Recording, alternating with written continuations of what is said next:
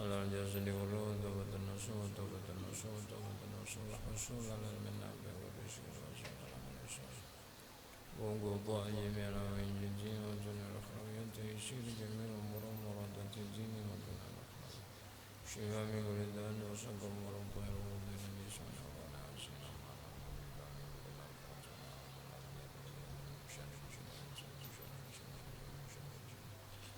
من الدين صلى الله عليه وسلم صلى الله عليه له ظلمتنا هذا البرنامج عنده ظلمتنا هذه المناسبة ظلمتنا هذا المجلس الشريف المبارك في هذه الساعة والليلة الشريفة المباركة بشفاء الفاتحة بسم الله الرحمن الرحيم الحمد لله رب العالمين الرحمن الرحيم مالك يوم الدين إياك نعبد وإياك نستعين اهدنا الصراط المستقيم صراط الذين أنعمت عليهم غير المغضوب عليهم ولا الضالين آمين.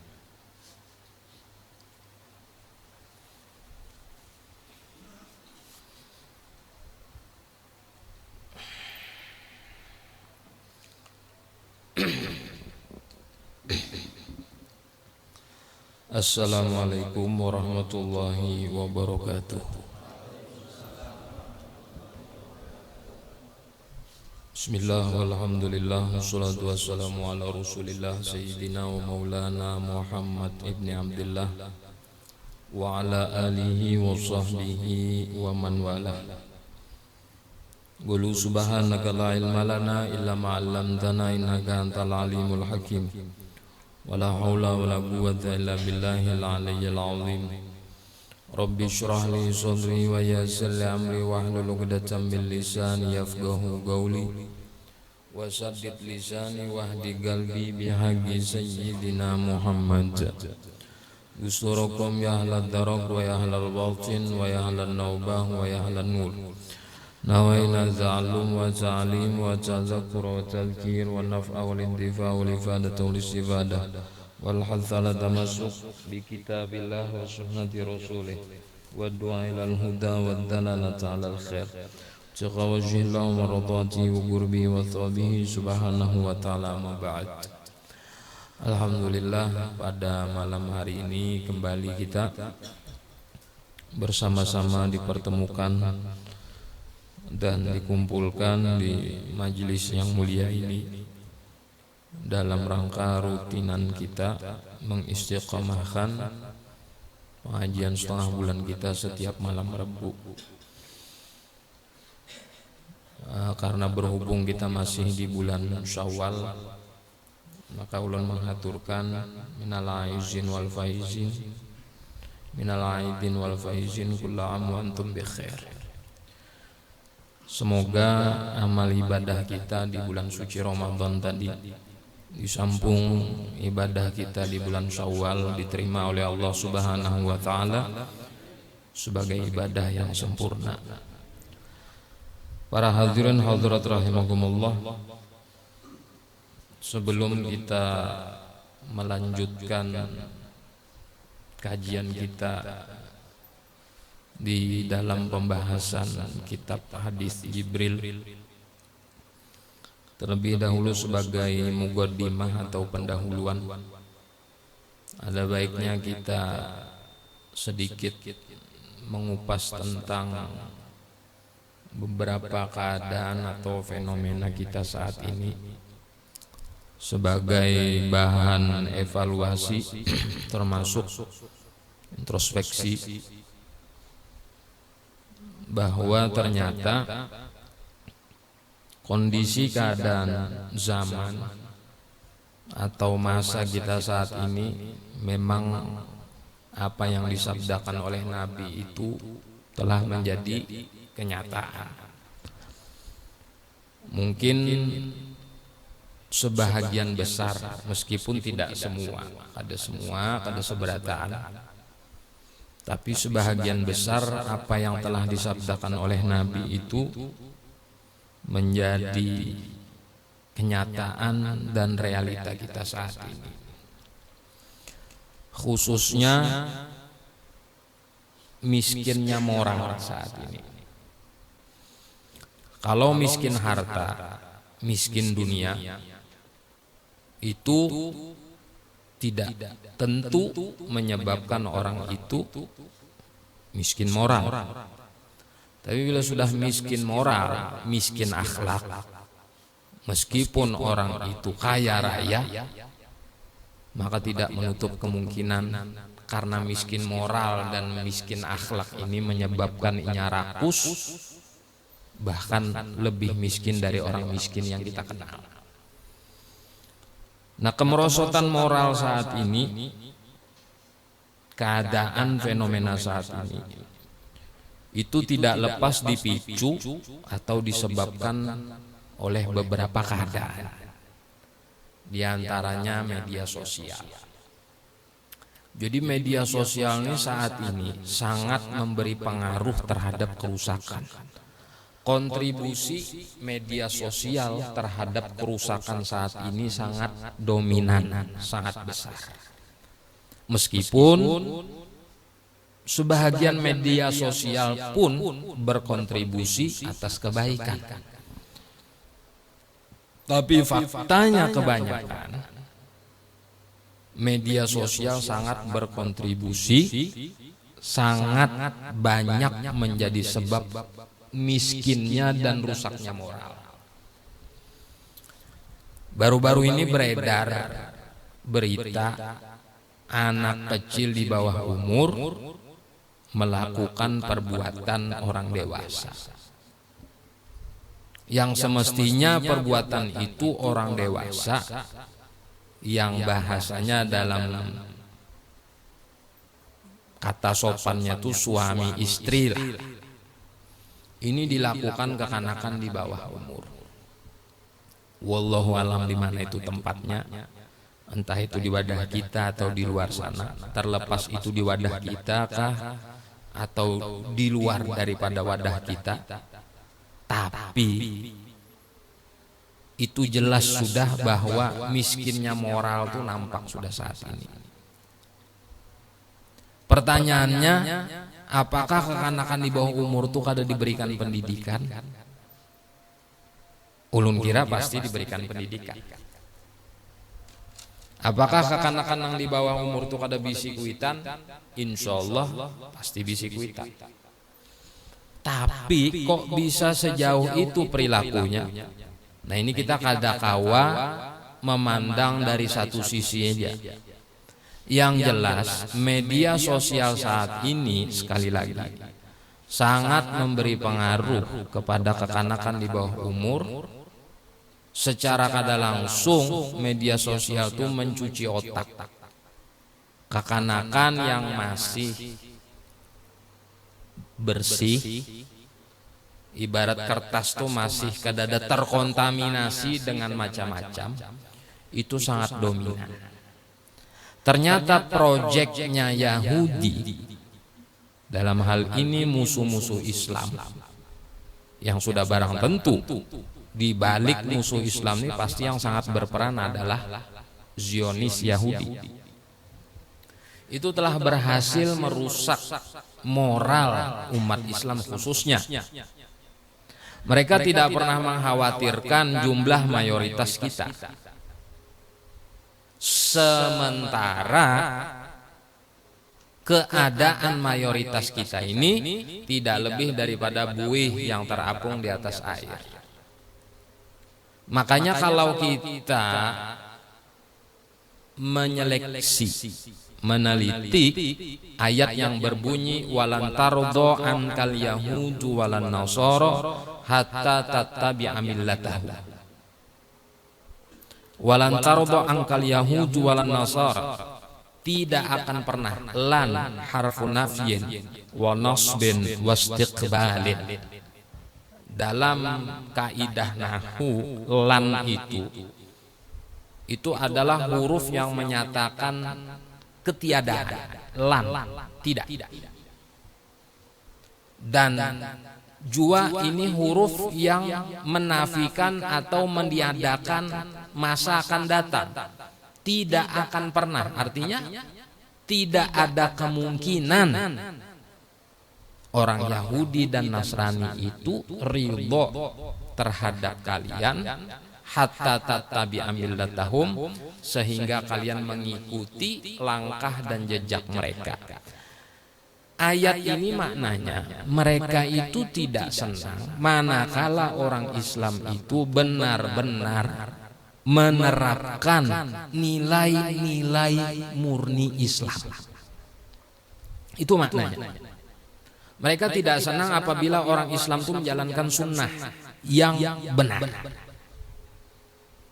Mereka tidak ridho, tidak senang apabila melihat orang Islam itu tidak terpengaruh dengan sesuatu ajaran apapun selain Islam. Mereka tidak senang. Meskipun orang Islamnya sedikit, itu sangat mengkhawatirkan mereka.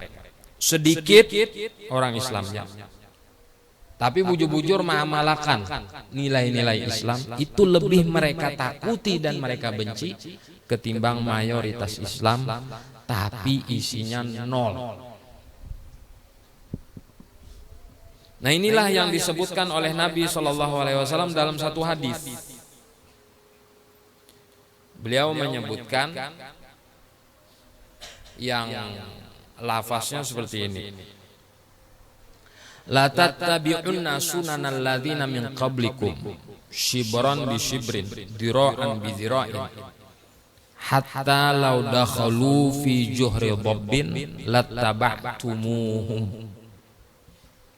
galu al yahudu wan nasara gala faman. Ini riwayat daripada Imam Muslim. La tattabi'unna sunanal ladzina min qablikum, sungguh kalian pasti. La tattabi'unna, lamnya di situ lamul qasam, wallahi demi Allah. Qasamnya dibuang di situ, sumpahnya dibuang. Demi Allah, la tattabi'unna, demi Allah pasti sungguh kalian akan mengikuti sunanal ladzina min qablikum, jalan orang-orang sebelum kalian. Shibran bi shibrin dira'an bi dira'in, sekilan demi sekilan, sahasta demi sahasta. Hatta law dakhalu fi juhri dhabbin, sehingga apabila mereka itu masuk ke dalam lubang biawak, lattaba'tumuhum, pasti kalian tetap akan mengikuti mereka. Galu, para sahabat bertanya, al yahudu wan nasara, apakah yang engkau maksud orang-orang Yahudi dan Nasrani? Gala faman, kata Rasulullah, siapa lagi? Kenapa Nabi mengibaratkan dan mengistilahkan lobang biawak? Lobang biawak itu setelah diteliti, lobangnya bukan sebagaimana lobang yang kita kenal. Lobang yang halus di hadapan ternyata luas di dalam tidak. Atau lobang nang ganal lalu tahu-tahu di dalam halus kada. Lobang biawak itu di mukanya halus, di dalamnya berliku-liku. Kayak ini. Jadi untuk mencapai titik puncak tempat peristirahatan biawak itu harus menempuh jalan yang berliku-liku kayak ini. Lobang itu lobang. Artinya sesulit apapun jalan orang-orang Yahudi dan Nasrani terdahulu, orang Islam pasti mengumpati. Meskipun itu kada wajar bahasanya. Jadi Nabi mengistilahkan lobang biawak. Kalau kita filosofiskan dalam kehidupan sekarang, meskipun itu perilaku kada wajar, kada pantas, kada patut, menyupani, kada baik, tetap digawi. Sebagaimana lobang biawak itu sangat kada memungkinkan untuk dimasuki, tetap kita masuki. Karena kita sudah mengidolakan ideologi mereka. Nah, ini yang terjadi di masyarakat kita. Jadi sebenarnya bukan masalah kalau kita teliti lagi, kita tarik benang merahnya. Sebenarnya bukan masalah media sosialnya. Karena tidak semua orang juga terpengaruh dengan media sosial. Banyak aja orang yang baik meskipun ini bermedia sosial. Permasalahannya ternyata adalah 50% lebih umat Islam kita di Indonesia ini tidak mengerti nilai Islam yang sesungguhnya. Kada mengerti Islam. Inya menganut dan beragama Islam ini umpat-umpatan. Inya kada mengerti Islam itu mengajarkan seperti apa, sumbernya dari mana. Inya kada mengerti. Sehingga berapa banyak kita nih identitasnya aja, KTP-nya aja Islam, tapi kada tahu apa-apa.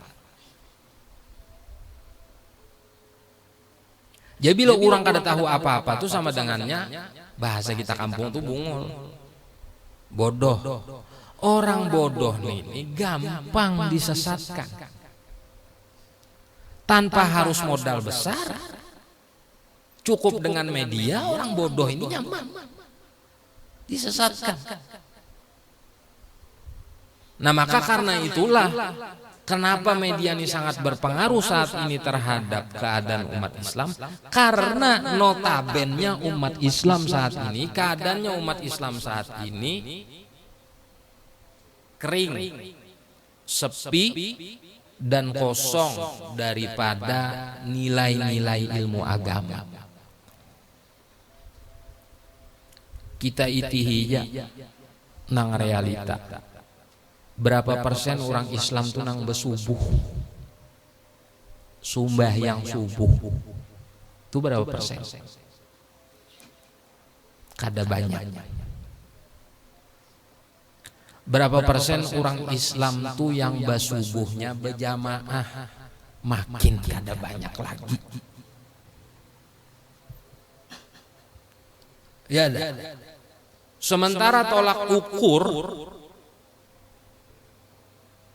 eksistensi seorang itu dikatakan muslim sejati itu sholat subuh berjamaah dan sholat isya.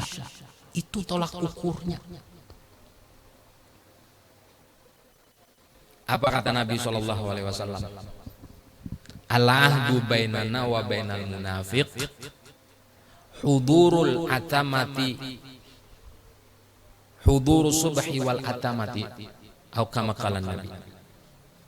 Perbedaan antara kita dengan orang munafik itu bisa menghadiri sholat isya berjamaah dan sholat subuh berjamaah.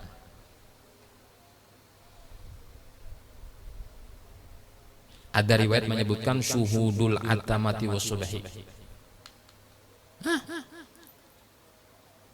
Isya aja toh, nang sembahyang isya berapa banyak? Kita kedusah subuh karena itu dianggap as-sholatul wusta, salat yang sulit. Katakan salat-salat yang ringan aja. Orang Islam saat ini nang bujur-bujur sembahyang, bujur-bujur salat itu berapa persen? Berapa banyak orang Islam saat ini yang meninggalkan salat hanya gara-gara kepelipitan bagawi? Nanggung. Ya kada. Zuhur umpamanya. Nanggung bagawi, lapas dulu gawian, nanggung jakena di rumah aja. Apabila bulik jam 5, berarti kada berjuhur lah. Bulik ke rumah jam 5 bagi kipas apa dan sebagainya, mandi, mengaji maghrib orang, hanya hendak mengangkat takbir orang sudah maghrib. Berarti 2 sudah sembahyang tertinggal, zuhur lon asar. Nah, ini seikung orang muslim kali ribuan dan jutaan. Apa itu kada berpengaruh memperlemah kekuatan umat Islam? Itu berpengaruh. Dan perlu kita ingat bahwa orang Islam ini ditolong Allah Ta'ala kemenangan dalam setiap peperangan itu karena perbuatan taatnya, bukan karena banyaknya pasukan. Lihat perang Badar. Para sahabat beserta baginda Nabi SAW berjumlah 313 dengan persenjataan seadanya. Berperang di bulan Ramadan, berhadapan dengan pasukan kaum musyrikin yang lengkap, pasukan berkuda dan senjatanya. Mereka kalah waktu di perang Badar. Kenapa dikalahkan oleh Allah? Karena Nabi dan para sahabat adalah orang-orang ahli taat. Karena perbuatan taatnya itu dimenangkan oleh Allah, sementara musuh itu dikalahkan karena mereka bermaksiat. Lah kita wahini terbalik. Orang Islamnya nang banyak bermaksiat, musuhnya nang banyak menggawi ketaatan. Makanya kita kalah. Ini berbicara tentang sholat, belum lagi berbicara tentang sholat berjamaah, belum lagi berbicara tentang sholat subuhnya. Kalau masjid kita ada kekurangan, di mana-mana pelosok masjid banyak. Di kampung nang kadada balistrik pun masjid ada. Cuma pertanyaannya, manusia nang menghidupakan masjidnya tuh naka mana? Padahal rumah di sekitarnya banyak penduduknya. Bahkan kalau disensus sekian ratus ribu. Ibarat kalau dihitung masjid itu mun berat ratusan ribu itu tulakan ke masjid kada muat masjidnya. Yang lucunya sampai hari Jumat pun separuh aja manusianya. Kemana ini? Nah ini perlu kita ketahui hal-hal semacam ini supaya kita sadar bahwa walau kayak apapun hebatnya dan banyaknya kita tidak akan menentukan kita ini bisa dan mampu menghadapi musuh-musuh kita. Makanya moral rusak. Majelis ini kita majelis ini kadang kekurangan. Di mana-mana wadah ini majelis banyak, majelis burdah, majelis pengajian, majelis maulid banyak. Tapi kenapa moral lebih banyak lagi yang merosot? Logikanya, kalau banyak puskesmas, banyak rumah sakit, banyak klinik, banyak dokter, pasti sedikit orang garing. Itu kalau ini kenapa dokternya banyak, kliniknya banyak, puskesmasnya banyak, mantrinya banyak, lulusan perawat banyak, lebih banyak lagi nang sakit. Tapi kita tidak sedang berbicara urusan kesehatan. Sama, ulamanya banyak, pondok pesantrennya banyak, majelisnya banyak. Ada saudara kita nama hadiri majelis tuan guru kita nih ribuan puluhan ribu. Belum lagi nang menghadiri majelis maulid, majelis ratusan ribu bahkan jutaan. Jabatan.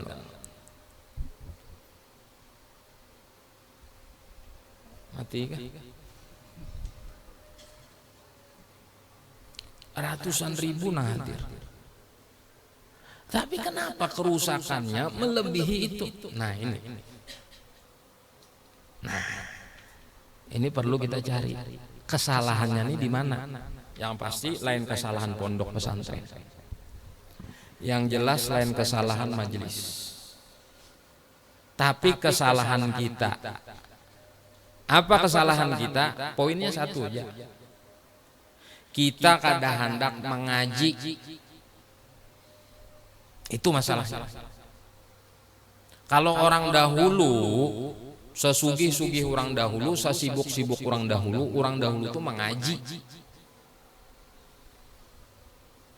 Namun kita berdapat orang tua bahari itu orang pedagang sukses, ya bahari. Aku lulusan pondok pesantren. Aku tamatan mengaji lon guru anak. Orang mengaji.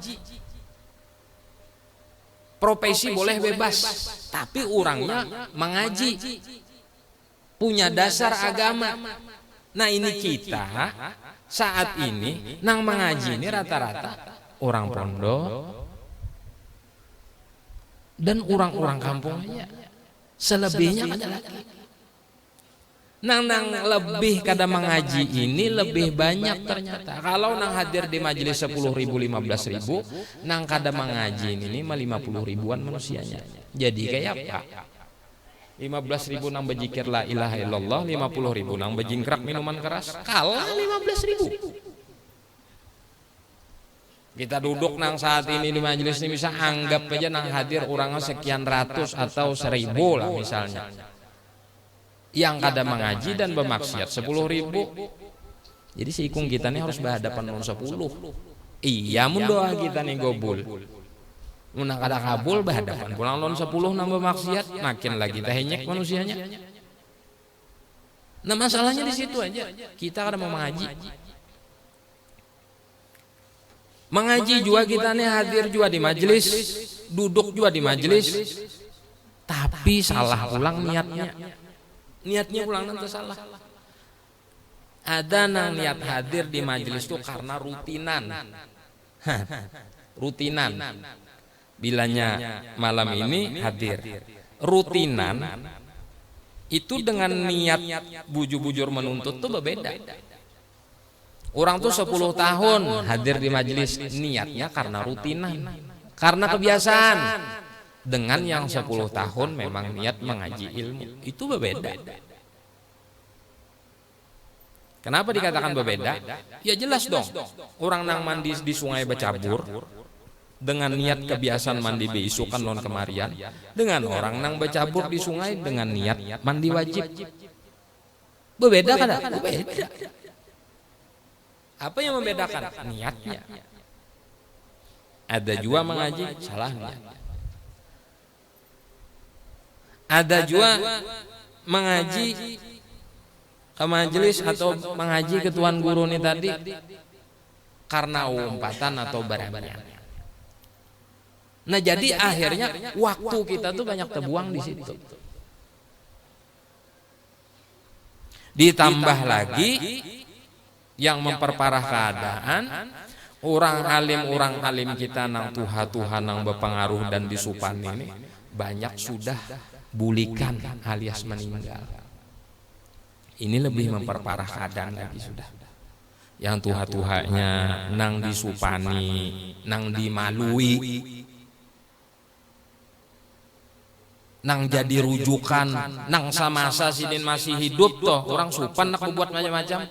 Itu meninggalan sudah. Lengkap musibah nih. Nang kada mengajinya batuyuk, tuan guru nang disupaninya meninggal. Habis dah. Jadi kita nih menunggu detik-detik kehancurannya aja lagi. Jadi kalau kita melihat fenomena saat ini, Jarulun tadi di media sosial ada kekanakan begini. Kedusa bingung lagi kita. Kita cukup menyadari diri kita bahwa kita ini berada di pucuk akhir zaman. Apa yang harus kita lakukan? Tidak ada lain yang bisa kita lakukan kecuali kita mengamalkan ayat Allah Ta'ala, Qu anfusakum wa ahlikum naro. Kita lawan keluarga kita jaga. Sudah, kurang kada kau lagi kita ngurus. Masing-masing kita bertanggung jawab kasan diri kita lawan keluarga kita kayak apa supaya aman. Kada kawa lagi sudah kita mengurusi orang. Karena keadaannya saat ini mengerikan banget. Ayo bayangkan kekanakan. Belum lagi nang lelakian pada lelakian kawin, bebinian pada bebinian kawin. Itu belum lagi. Belum lagi minum-minuman keras dilegalkan, belum lagi prostitusi, pelacuran dilegalkan. Oh itu belum kada kau dikisah lagi sudah.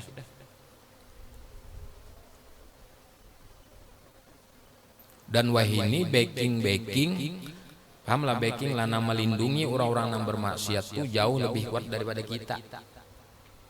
LGBT umpamanya nang melindungi itu internasional, hak asasi manusia, Amerika Serikat, Yahudi, gelontoran dananya gancang dari bisnis-bisnis internasional nang main triliunan itu namung gelontorakan dana. Sementara kita napa? Wakafnya apa? Wakafnya buai lagi pinggir jalan. Itu bang donatur kita. Ya kan? Jadi apa kita anak menang? Ditambah lagi merosotnya kita kada hendak mengaji bujur-bujur, mengaji agama ini kada hendak kita. Nah itu. Jadi ini perlu sampaikan. Sebelum segala sesuatu terjadi kepada kita maupun keluarga kita, naudzubillah min dzalik, lebih baik disampaikan berdahulu supaya masing-masing kita menjaga keluarga kita, diri kita dan keluarga kita. Dan perlu kita ingat sekali lagi bahwa kita ini berada di pucuk akhir zaman. Orang alim pun di pucuk akhir zaman ini kurang-kurang bisa terfitnah. Pahamlah terfitnah lah. Terfitnah itu maksudnya terjerumus di dalam lingkaran dosa. Itu orang alim. Bisa mungkin, apalagi nang kada alim kayak kita nih. Nah jadi itu aja lagi. Ku anfusakum wa ahlikum nar. Jaga diri, jaga keluarga. Kayak apa caranya? Pertama, jangan keluar rumah bila kada penting. Bila kada ada sesuatu nang darurat dan penting yang sifatnya bermanfaat, kada usah keluar. Kecuali penting, misalnya berkumpulan masyarakat sosial, ada orang kematian, ada orang gotong royong, apa kada apa. Selebihnya usah. Bukan memutus silaturahmi, tapi menjaga dari keadaan yang ada pas. Yang kedua, bila kita bisi anak, bisi keluarga, apalagi nama si anum-anum, itu diperhatikan benar pendidikannya. Pendidikannya tuh diperhatikan benar. Karena dulu kita berpikir bahwa dengan pendidikan tuh supaya lakas dapat gawian tuh karena dulu berpikir. Karena bila setiap orang yang terdidik lalu melahirkan orang yang beradab, dimanapun inya berada, inya nyaman dapat gawian. Ente bila orang intinya berpendidikan, badab pulang, di mana aja ente dicari orang. Kedusa jauh-jauh, orang jujur, orang tuh jujur amanah. Di ujung mana aja dicari orang, itu jar jujur jar, baik itu jar jadi akan bendahara. Inya tuh jar jujur. Di mana rumahnya? Cuman rumahnya jauh pang, ambili juga. Nilai jujurnya tuh larang. Itu terlahir dari apa? Terlahir daripada pendidikan yang bagus sehingga menghasilkan adab. Didik bujur-bujur anak keturunan kita. Jangan segan-segan. Jangan dipalarakan. Kalau kepang dipalarakan urusan duit pendidikannya. Ingat, orang nang belajar ilmu agama, pendidikan ini tadi dijamin Allah Ta'ala rizkinya. Ada bonus khusus orang nang menuntut ilmu agama nih. Jadi mengkuitan mencarikan dana kasan anak nang menuntut ilmu agama itu dapat bonus kuitan itu. Jadi kita nang memelihara anak-anak kita nang menuntut ilmu agama, makin banyak nang kita tanggung. Percayalah kabar gembira kasan kita, makin banyak Allah tambahkan rezeki kita. Ada bonus khusus di atas ketetapan Allah Ta'ala tentang rizki makhluk hidup. Dan yang ketiga, media. Batasi media sosial. Yang kada penting dan kada bermanfaat, jangan ditonton. Apalagi nang bayar sekadar viral-viralan aja. Batasi. Karena terlalu sering kita melihat itu akan memberi pengaruh negatif kepada kita sehingga kita kena hendak mencoba terpengaruh di situ. Kekanakan rancak melihat orang berjoget di TikTok, ujung-ujungnya kenanya memasang HP lalu berjoget juga. Itu pengaruh. Batasi media sosial. Yang keempat, jangan kada baduduk di majelis-majelis ilmu. Hadiri majelis ilmu dimanapun, kapanpun. Jangan mencari waktu kosong, tapi kitalah yang mengosongkan waktu kasan majelis. Kalau pian mencari waktu kosong, itu menandakan waktu pian lebih berharga ketimbang majelis. Tidak, itu. Justru pian kosongkan waktu, hadiri majelis, duduk di situ dengan niat yang baik, sekalipun gak ada paham atau sekalipun tak guring. Yang kelima, mumpung ulama kita masih Allah sisakan, maka jangan segan-segan berkumpul mereka. Ambil faedah daripada mereka. Minta nasihat, dikurangi minta amalan supaya sugih. Bukan salah, tapi ada yang lebih penting lagi, minta nasihat supaya selamat dunia sampai akhirat. Sekalian minta doa supaya selamat dunia akhirat. Dan yang keenam, yang terakhir, jangan putus-putus doa kepada Allah supaya diselamatkan daripada fitnah zaman di dunia ini, lebih-lebih karena di akhirat, untuk diri sendiri maupun keluarga kita. 6 poin itu apabila kita lakukan di tengah-tengah keluarga kita dan masyarakat kita, masing-masing kita menjalankan, insya Allah besar harapan kita diselamatkan oleh Allah, disentosakan oleh Allah, dan menjadi sebab kebahagiaan kita dunia sampai akhirat. Para hadirin hadirat rahimakumullah, ulun kira cukup sebagai muqaddimah sebelum kita meneruskan pengajian kita pada malam hari ini. Sampai di mana? Sampai di mana? Wudu. Ulun bacakan aja dulu keterangannya, karena insyaallah di malam Rabu akan datang. Galal Imam, gala Syekhul Muallif rahimahullahu ta'ala wa nafa'ana bihi wa bi'ulumihi fid dharin amin.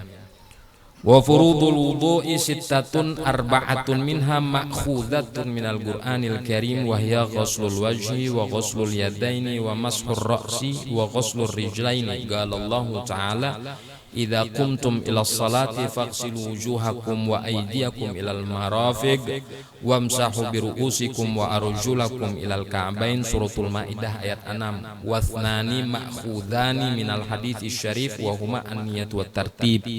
Amman niyatu fali qaulihi sallallahu alaihi wasallam innamal a'malu binniyat muttafaqun alaihi. Wa ammat tartib fali qaulihi sallallahu alaihi wasallam ibda'u bima bada'allahu bih, rawaun Nasa'i. Furudul wudu itu ada 6. 4 diambil daripada Quran: membasuh wajah, membasuh tangan, mengusap kepala, dan membasuh kedua kaki.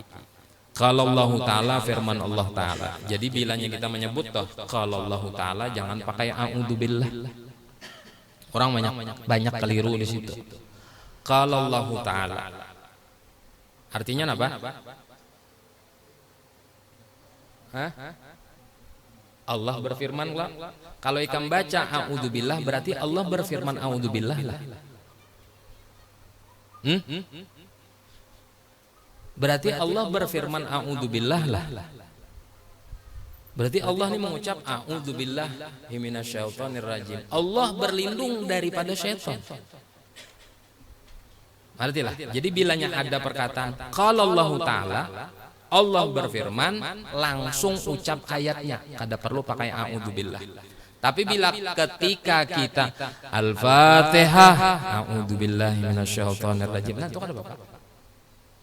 Marilah kita membaca ayat kursi sebanyak 7 kali. A'udzubillahi minasyaitonirrajim. Bismillahirrahmanirrahim. Allahu la ilaha. Itu ada Bapak. Kita membaca Yasin dan tahlil dengan niat pahala disampaikan. Ini Al-Fatihah waladhdallin amin. A'udzubillahi minasyaitonirrajim. Bismillahirrahmanirrahim. Yasin. Kenapa Pak? Tapi bila Allah berfirman, langsung ayatnya. Sebagaimana firman Allah Ta'ala di dalam Al-Quran, surah Al-Ma'idah ayat 6 misalnya. Langsung aja, idza qumtum ilas sholati faghsilu wujuhakum. Jangan lagi, sebagaimana firman Allah Ta'ala dalam Al-Quran, a'udzubillahi minasyaitonir. Jangan. Kenapa? Karena Allah tidak pernah berfirman a'udzubillah. Pahamlah? Begitu pula Allah tidak berbismillah. Langsung aja, idza qumtum ilas salati faghsilu wujuhakum.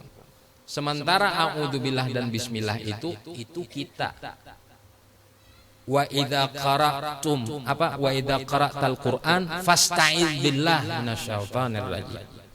Apabila engkau membaca Quran, makanya bacaan membaca Quran, fasta'iz billah minasyaitonir rajim, maka berlindunglah daripada syaitonir rajim. Membaca Quran kayak Al-Fatihah. Tapi bila kita membacakan riwayat firman Allah, nah, membacakan riwayat Allah berfirman dalam Al-Quran, jangan pakai a'udzubillah. Pahamlah di sinilah. Nah, ini ada sebagian kita nang terbaca, mungkin kada ingat atau mungkin kada tahu kayak itu. Biasanya di khutbah hari Jumat. Sebagaimana firman Allah Ta'ala dalam Al-Quran surah ini, a'udzubillahi minasyaitonir rajim, keliru. Langsung aja baca ayatnya. Kecuali nampak kayak a'udzubillah itu terakhir.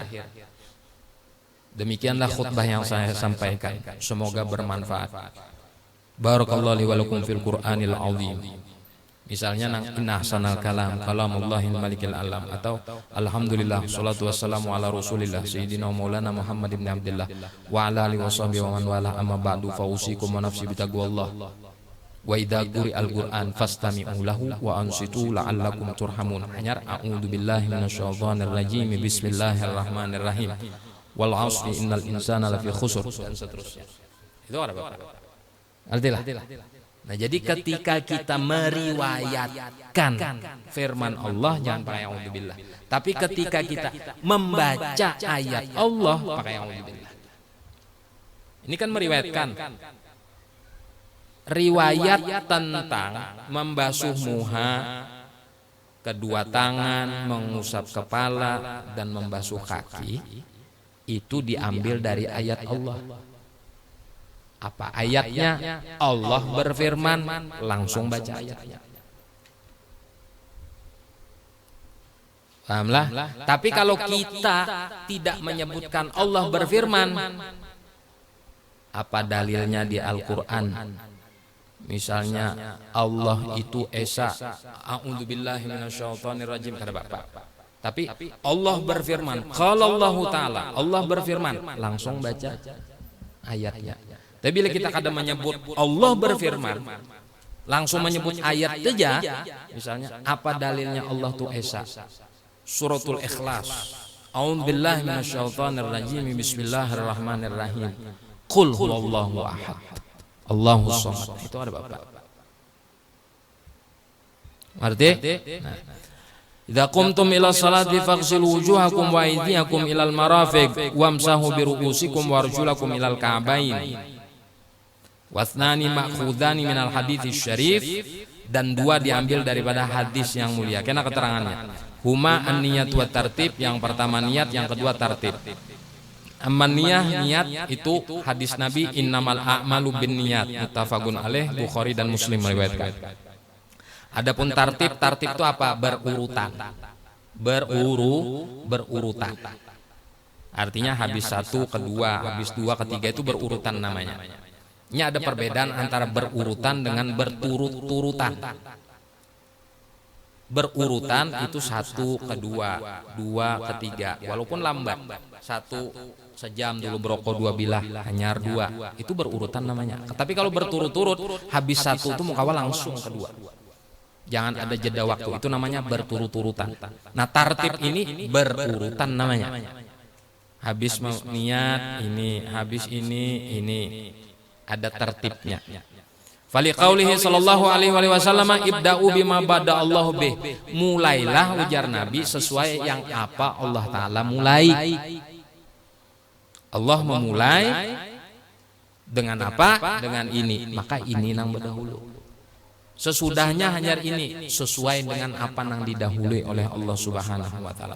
Rawahun Nasa'i, meriwayatkan akan hadis ini Imam Nasa'i. Wallahu subhanahu wa ta'ala alam bisawab. Al-Fatihah ila hadratin Nabi. Bismillahirrahmanirrahim. Iyyaka na'budu wa iyyaka nasta'in. Ihdinas shiratal mustaqim. Shiratal ladzina an'amta 'alaihim ghairil maghdubi 'alaihim